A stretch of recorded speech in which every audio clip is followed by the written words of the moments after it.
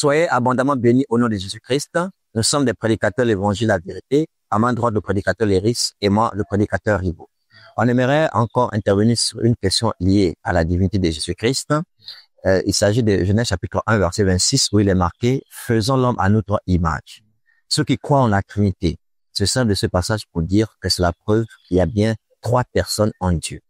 Et disent que nous avons été faits à l'image de Dieu, c'est pourquoi nous sommes esprit, âme et corps. Je ne sais pas si vous entendez parler. C'est pourquoi je posais la question à mon frère ici. Oui, effectivement, nous sommes à l'image de Dieu. Et donc, eux, ils se disent que l'esprit, on dira par exemple Dieu le Père, l'âme, Dieu le Fils et le corps, Dieu le Saint-Esprit. Bon, peu importe là où on va situer l'un comme l'autre, mais ils disent que c'est pourquoi l'homme a ces 3 parties-là. Ok, frère, je ne sais pas, peut-être pour certains d'entre eux, mais pour toi, hein, parce que c'est que moi dans le même esprit, toi tu as un esprit, une âme et un corps. Est-ce que ça fait de toi 3 personnes? Impossible. Tu es une personne unique. Bon, il y a souvent des voix, genre, non, Impossible. les gens qui se bousculent parce qu'ils disent que le Père est Dieu, mais il n'est pas le Fils. Donc, le Fils, c'est quelqu'un d'autre. Donc, il est indépendamment. Les dieux indépendamment. Bon, les 3 sont Dieu. On fait s'embrouiller. Les 3 sont Dieu. Donc, le Père est Dieu, le Fils est Dieu, le Saint-Esprit est Dieu. Mais le Père n'est pas le Fils n'est pas le Saint-Esprit. Mais si le Père qui est Dieu n'est pas le Fils qui est Dieu, et le Fils aussi qui est Dieu n'est pas le Saint-Esprit qui est Dieu, ça revient au même. Ça fait 3 dieux. Revenez à votre bon sens. Donc, on peut pas dire, comme on est esprit, âme, et on a un corps, que c'est ça la Trinité. C'est ça la Trinité. Ça n'a pas de sens. Lui n'est pas 3 personnes, il n'y a pas de voix qui se bousculent entre lui. Il sait pas, non. Mais il est une personne unique. Bon, bref, il faut qu'on explique ce passage-là. Donc, Genèse 1, verset 26, mon frère. Genèse chapitre 1, verset 26. Il est écrit. Puis Dieu dit, faisons l'homme à notre image, selon notre ressemblance, et qu'il domine sur les poissons de la mer, sur les oiseaux du ciel, sur le bétail, sur toute la terre, et sur tous les reptiles qui rampent sur la terre. Merci beaucoup, enfin. Donc, c'est ce passage qu'ils utilisent, faisons l'homme à notre image. Comme il y a un pluriel, c'est faisons. Donc, il y avait une trinité, 3 personnes, c'est Dieu le Père, le Fils et le Saint-Esprit. Alors, mon frère, je vais te laisser nous édifier là-dessus. Amen, mon frère. Merci beaucoup. Que Dieu te bénisse. Amen. Que Dieu vous bénisse également, peuple de Dieu. Donc, effectivement, c'est un passage que les faux docteurs prennent pour montrer, pour justifier, comme l'a dit le prédicateur, la Trinité. Déjà, premièrement, on va lire un passage parce que le frère a dit, si on doit justifier cela, on doit prendre ce passage afin de justifier la Trinité, mais c'est qu'on va admettre qu'il y a 3 dieux. Parce que si le Père, c'est un Dieu, le Fils, c'est un Dieu qui est différent du Père. Le Saint-Esprit aussi, c'est un Dieu qui est différent du Père, mais ça donne 3 dieux. Donc là, il y a maintenant 3 dieux. Or, est-ce que dans les Écritures, on a l'existence des 3 dieux? Donc, j'aimerais qu'on lise déjà Deutéronome chapitre 32, le verset 39. Avant même d'expliquer que signifie pourquoi faisons, pourquoi il parle de faisons, il parle à qui? Déjà, on va voir s'il y a 3 dieux. Amen. Donc, Deutéronome 32, verset 39. Deutéronome chapitre 32, verset 39, il est écrit. Oui. Sachez donc que c'est moi qui suis Dieu. Sachez donc que c'est moi qui suis Dieu. Donc, celui qui a parlé la faisons. Donc, c'est lui qui est Dieu, oui. Et qu'il n'y a point de Dieu près de moi. Il n'y a pas de Dieu près de moi. C'est-à-dire, il n'y a pas un autre Fils qui est un Dieu. Il n'y a pas un autre Saint-Esprit qui est un Dieu à qui va s'adresser en disant, faisons l'homme à notre image. Vous voyez? Donc, il n'y a pas d'autre Dieu près de Dieu. Donc, la Trinité est une fausse doctrine. C'est une fausse compréhension des choses. Donc, c'est Jésus-Christ qui est le Dieu véritable. Et après de lui, il n'y a pas d'autre Dieu. J'aimerais qu'on lise également Éphésiens 4, verset 6. Éphésiens chapitre 4, verset 6. Il est écrit. Oui. Un seul Dieu. Un seul Dieu, oui. Et Père de tous. Il y a un seul Dieu qui est Père de tous, oui. Qui est au-dessus de tous. Alors, ce Dieu qui est Père de tous, il est au-dessus de tous, oui. Et parmi tous. Il est parmi tous, oui. Et en tous. Et ce Dieu est en tous. Amen. Alors, il s'agit de qui? Il s'agit du Seigneur Jésus-Christ. C'est le Seigneur Jésus-Christ qui est le seul Dieu, parce qu'il n'y a pas de Dieu, il y a un seul Dieu.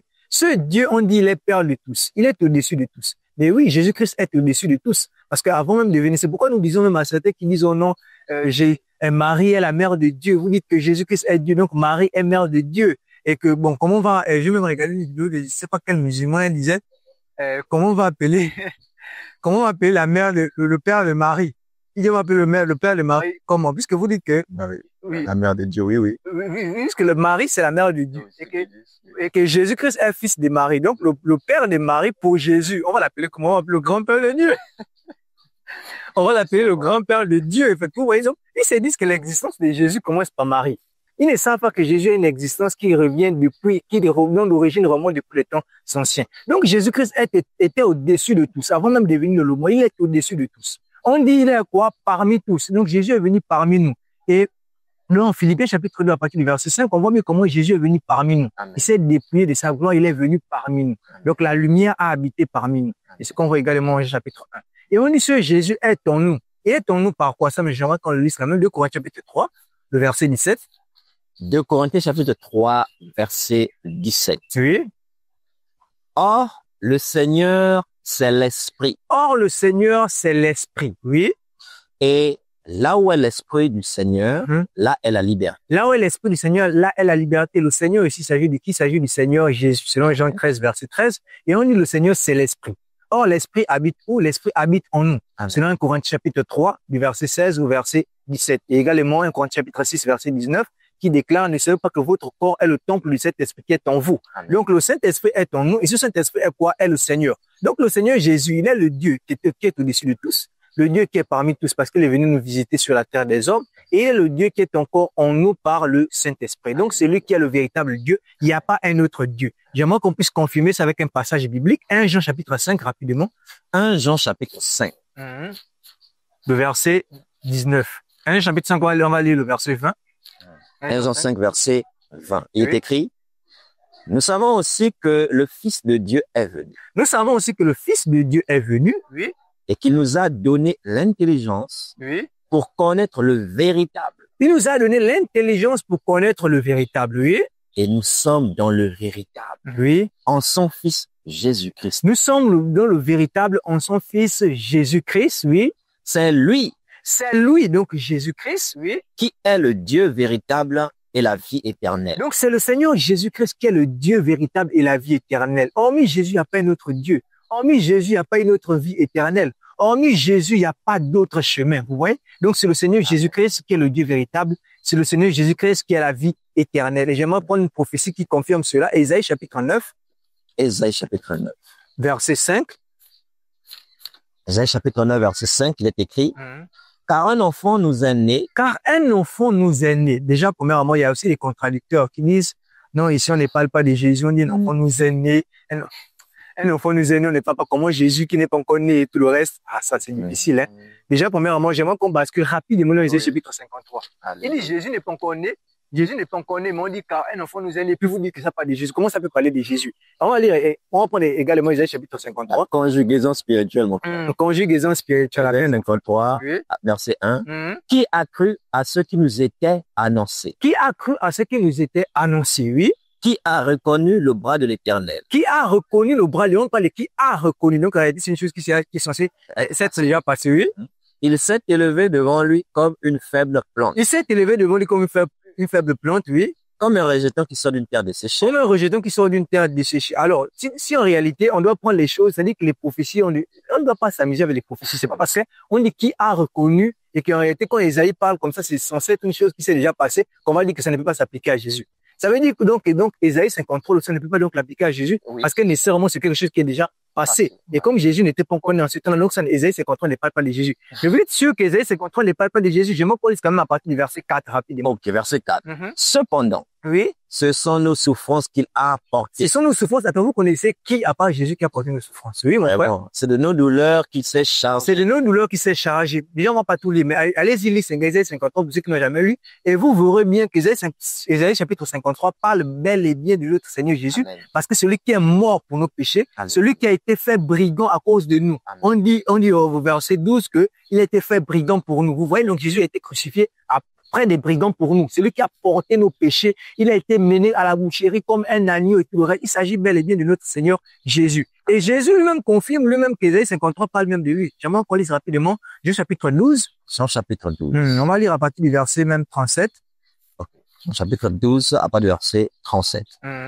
Malgré tant de miracles qu'il avait fait en leur présence, oui. Ils ne croyaient pas en lui. afin que s'accomplisse la parole qu'Ésaïe le prophète a prononcée. Oui. Seigneur, qui a cru à notre prédication? On dit afin que s'accomplisse la parole qu'Ésaïe le prophète a prononcée, comme dit dans Ésaïe chapitre 53. Là-bas, on a dit qui a cru à notre prédication. Oui.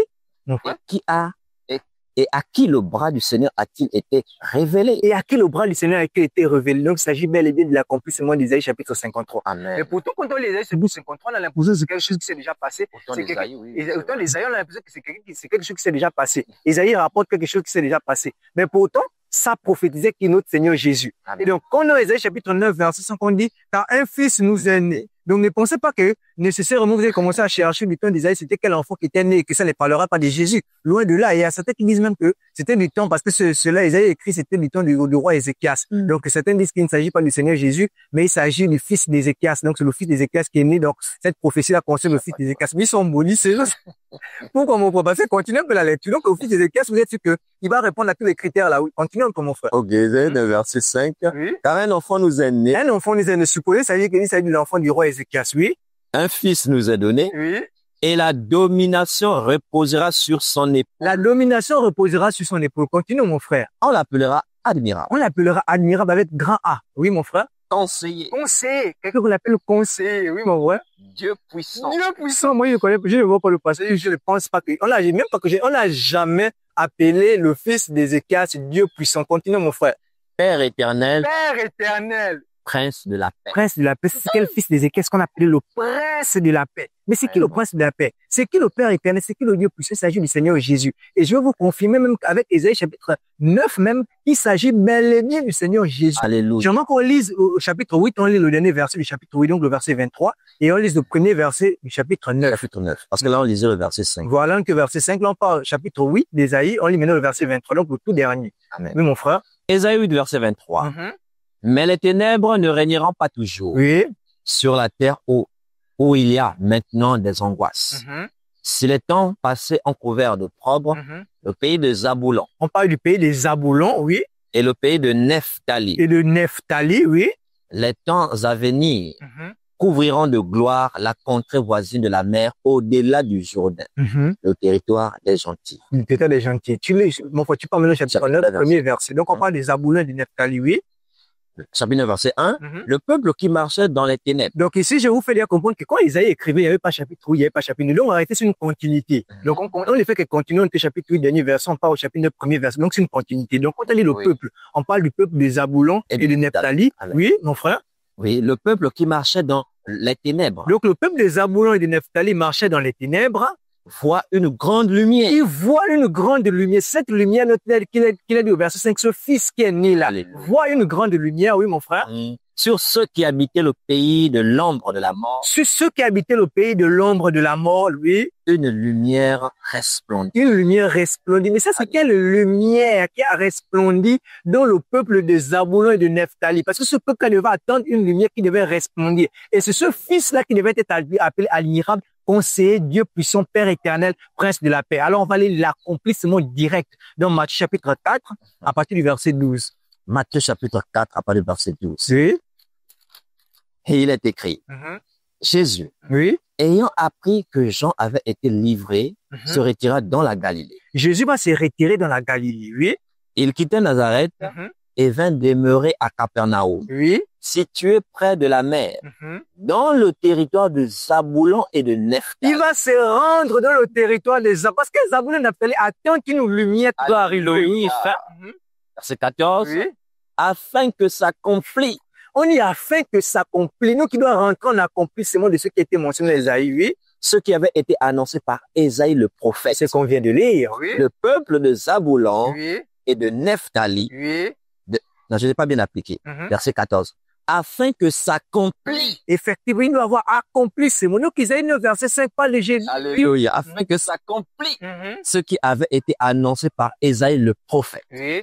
Le peuple de Zaboulon oui, et de Nephtali, oui, de la contrée voisine de la mer, mhm, du pays au-delà du Jourdain mhm, et de la Galilée des gentils. oui, Ce peuple assis dans les ténèbres oui. a vu une grande lumière. Ce peuple assis dans les ténèbres a vu une grande lumière. Mais c'est Jésus, qu'est-ce qu'est la lumière du monde? Dans le chapitre 8, verset 12. Vous voyez? Donc Jésus, en se rendant là-bas, le peuple a vu sa lumière et il a prêché dans ce territoire-là. Vous voyez, il a fait des miracles dans ce territoire-là. Termine, mon frère. Et sur ceux qui étaient assis dans la région et l'ombre de la mort, Sur ceux qui étaient assis dans la région et l'ombre de la mort, oui, la lumière s'est levée. la lumière s'est levée dans nos cœurs. Ceux qui ont cru en Jésus, la lumière s'est levée dans nos cœurs, comme dit l'apôtre Pierre dans 2 Pierre chapitre 1 à partir du verset 19. Donc c'était pour vous montrer que ceux qui disent qu'Ésaïe 9 verset 5 ne parle pas de Jésus, ça parle bel et bien de notre Seigneur Jésus. Il est le Dieu puissant, il est le Père éternel. Il y a plusieurs vidéos qui sont disponibles sur la chaîne où on parle de la divinité de Jésus. On montre avec des passages bibliques que Jésus-Christ est bel et bien Dieu, notamment au chapitre 14, on va pas le lire. Donc c'était pour vous montrer que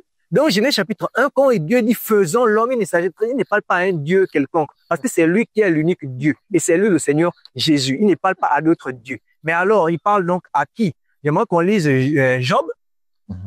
Donc, Job chapitre 1. J-O-B, chapitre 1. On va lire même à partir du verset 6. Job chapitre 1, verset 6. Or, les fils de Dieu vinrent un jour se présenter devant l'Éternel. Or, les fils de Dieu vinrent un jour se présenter devant l'Éternel, oui. Et Satan vint aussi au milieu d'eux. Satan vint aussi au milieu d'eux, oui. L'Éternel dit à Satan, dans ce verset 7, Oui. d'où viens-tu? D'où viens-tu? Et Satan répondit à l'Éternel, de parcourir la terre et de m'y promener. Je viens de parcourir la terre et de m'y promener. Donc, ce qui se passe en réalité n'est pas sur la terre. Ce qui se passe n'est pas sur la terre, puisque les gens disent les fils de Dieu sont venus se présenter devant Dieu. Dieu n'est pas sur la terre des hommes.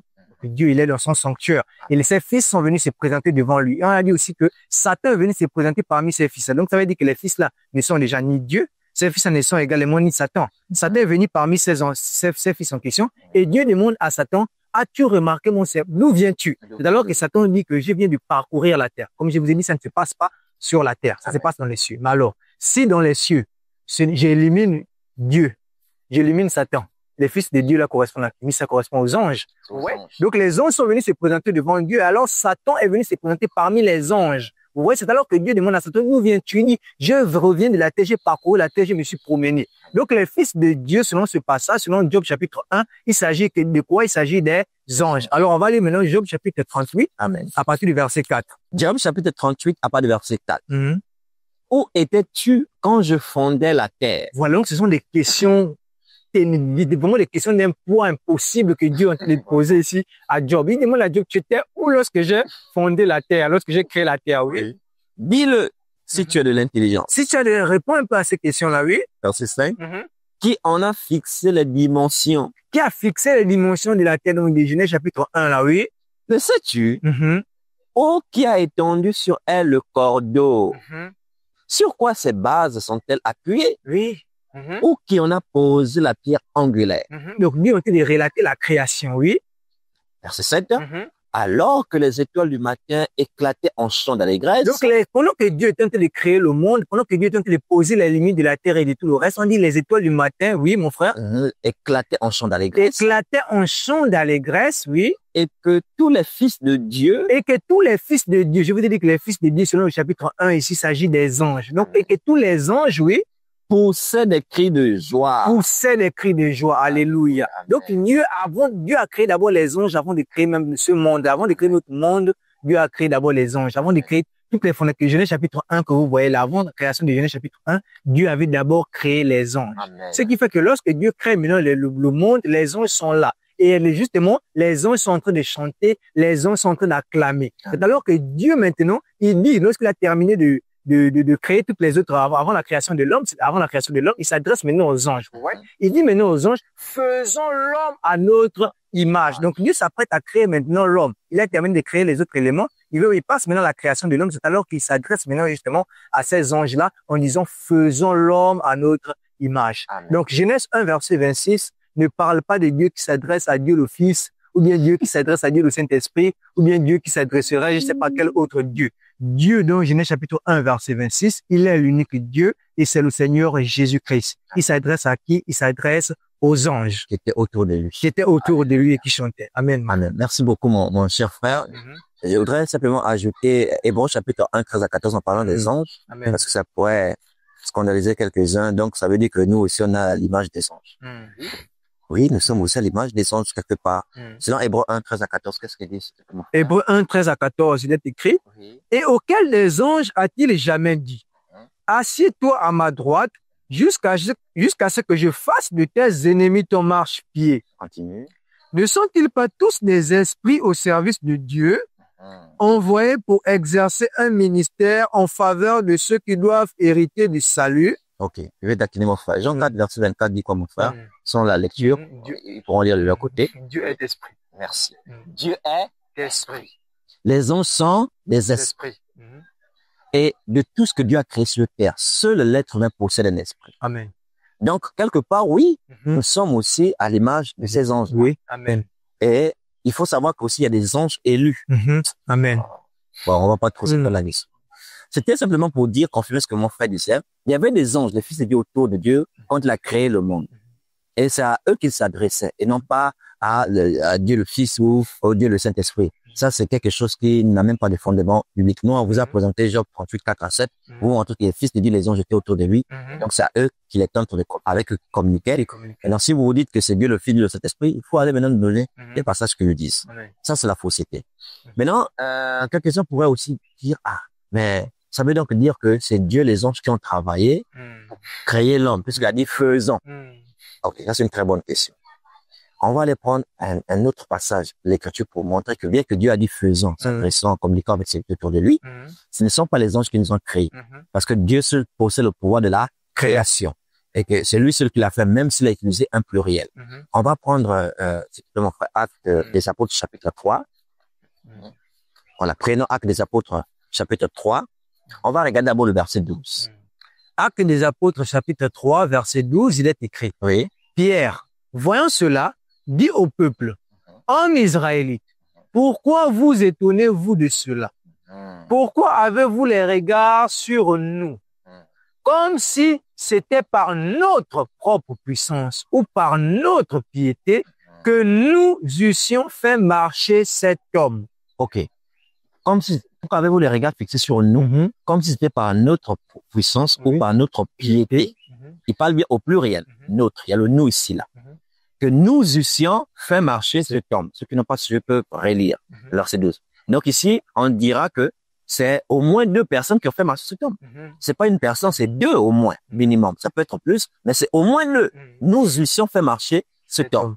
On va déjà voir le nous, là. C'était qui et qui déjà? Verset 1, s'il te plaît. Acte 3, verset 1, il est écrit, Pierre et Jean. Ok, on va s'arrêter. Donc, il y avait Pierre et Jean qui vont aller au temple. Maintenant, au verset 6, on va voir, puisqu'ils étaient à 2. Mais c'est qui a fait le miracle? Parce que sur le verset 12, on peut se dire que c'est les 2. Pierre et Jean. Le verset 6 dit quoi? Acte 3, verset 6, il est écrit, alors Pierre lui dit, je n'ai ni argent, ni or, mais ce que j'ai, je te le donne. Au nom de Jésus-Christ de Nazareth, lève-toi et marche. Qui a accompli le miracle? Pierre. C'est Pierre. Ce que j'ai, je te le donne. Jean était simplement à ses côtés, l'accompagner, l'assister. Mais c'est Pierre seul qui a dit ce que j'ai, n'a pas dit ce que nous avons. Ce que j'ai, je te le donne. Au nom de Jésus-Christ de Nazareth, lève-toi et marche. Donc c'est Pierre ce qui a accompli le miracle, mais parce qu'il a accompagné avec Jean, c'est pourquoi il dit, nous eussions fait marcher cet homme. De la même façon, dans Genèse 1, verset 26, c'est Dieu seul qui a créé. Parce que quand vous allez au verset 27, on dit Dieu créa l'homme à sa image. On ne dit pas Dieu les anges. Mais il a dit faisons à cause des anges qui étaient autour de lui. Tout à l'heure, là, un exemple concret. Tout à l'heure, là, je sais pas si vous avez suivi, vous pouvez revenir à quelques secondes au moment où je donne le passage de Actes des Apôtres, chapitre 3, verset 12. J'ai dit, prenons Acte 3, verset 12. Mais est-ce que moi-même j'ai ouvert? Oui, il est là. Voilà, parce que il y a mon frère qui est là avec moi. Je peux dire, allumons la télévision. Est-ce qu'on va se serrer la télécommande en m'appuyant? Mon frère, possible. Voilà. Donc, il y a des choses qu'on dit parce qu'on est accompagné. Mais ça ne veut pas dire que non, sur le fait concret, c'est forcément les deux qui ont fait la chose. Comme avec Pierre et Jean, et c'est pareil avec le Seigneur et les anges. Faisant l'homme, donc il y a les esprits autour de lui, mais c'est lui seul qui est le pouvoir de la création, qui a fini par créer. Et j'aimerais dire que le faisant l'homme à notre image a aussi une autre portée prophétique. Hein? C'est l'ombre de quelque chose que le Seigneur va faire à l'avenir. Amen. Parce que Oui, Dieu a fait l'homme à son image. Et ce qu'il faut comprendre, c'est que par le péché adamique, l'homme a perdu cette image.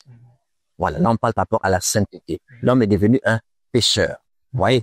Et c'est en Jésus-Christ, en fait, que on retrouve cette image. C'est pourquoi si quelqu'un est en Christ, il est une nouvelle créature. Parce que la première création a eu des problèmes. Donc nous sommes maintenant actuellement en train de travailler dans la nouvelle création. Donc quand on annonce l'évangile et quelqu'un croit, il est maintenant une nouvelle créature en Jésus-Christ. Et jusqu'à présent, nous sommes en train d'accomplir cette œuvre-là. Donc, quelque part, Genèse 1, verset 26, est l'ombre des choses à venir. C'est une prophétie aussi. Parce que Genèse 1, verset 26, c'est la première création. Mais c'est aussi l'ombre, une prophétie de la nouvelle création. Et là, mon frère et moi, nous sommes en train de travailler pour faire de vous des nouvelles créatures en Jésus-Christ. Et donc, quand Dieu dit, faisons l'homme à notre image, c'est un appel qu'il nous adresse. Qu'on va écouter ce que dit l'apôtre Paul dans 1 Corinthiens chapitre 3, verset 9. 1 Corinthiens chapitre 3, verset 9. Il est écrit, car nous sommes ouvriers avec Dieu. Vous sommes ouvriers avec Dieu, vous êtes le champ de Dieu. Donc, frère, nous sommes ouvriers avec lui. Donc, faisons l'homme à notre image, c'est Dieu qui nous appelle les ouvriers pour qu'on travaille, pour faire des hommes à son image aujourd'hui. Détrompez, vous les païens ne sont plus à l'image de Dieu. En Adam, ils ont perdu cela. C'est en Christ qu'on retrouve cette image-là. Donc, nous sommes en train de travailler pour la nouvelle création aujourd'hui. Et je viens vous dire que cet appel nous a été adressé et c'est le même appel que le Seigneur vous adresse afin de contribuer dans l'œuvre de la nouvelle création. Même si vous n'êtes pas des prédicateurs, vous n'êtes pas des prédicatrices, en nous soutenant avec vos biens financiers et matériels, vous contribuez aussi à l'œuvre de la nouvelle création. Amen. Et le Seigneur qui est juste vous le rendra. Selon Apocalypse chapitre 22, verset 12, il vient rendre à chacun selon ce qu'est son œuvre. Donc pour nous, comme dit le chef prédicateur, par rapport à la première création, Dieu parlait aux esprits autour de lui, les anges. On a déjà vu. Mais deux, c'est aussi une prophétie par rapport à la nouvelle création aujourd'hui où le Seigneur nous invite à œuvrer pour lui. Et nous vous invitons également, mes bien-aimés, à œuvrer. Ceux qui ont un ministère, que le Seigneur vous donne vraiment de parfaire ce ministère. Ceux-là qui n'ont pas reçu le ministère de la parole, qui peuvent aussi contribuer à l'œuvre de la nouvelle création, ce que vous pouvez faire en partageant les vidéos, il y a des personnes qui peuvent même découper les portions de nos messages, en gardant bien entendu le sens, et partageant pour que il y a des élus qui ont besoin d'entendre ces merveilles pour être une nouvelle création. Et à chaque fois qu'un homme s'est converti, voilà quelqu'un qui a été créé. Et pour ceux qui, par exemple, parce qu'il y en a qui se sentent parfois exclus parce qu'ils ne sont pas appelés au ministère de la parole. C'est d'ailleurs pourquoi beaucoup de femmes aujourd'hui créent des ministères de la parole alors qu'elles ne sont pas à leur place. Sachez que quand vous avez donné 5 francs même à un prédicateur, le soutenir dans l'exercice de son ministère, homme comme femme, si vous le faites, l'âme qui croit là, vous êtes aussi ouvrier ou ouvrière là-dedans. Vous avez aussi votre part de récompense là-dedans. Donc, mes bien-aimés, le temps est court. Dieu nous adresse cette invitation, faisons l'homme à notre image. Que Dieu vous bénisse abondamment. Merci de partager cet enseignement et merci pour votre soutien. Amen.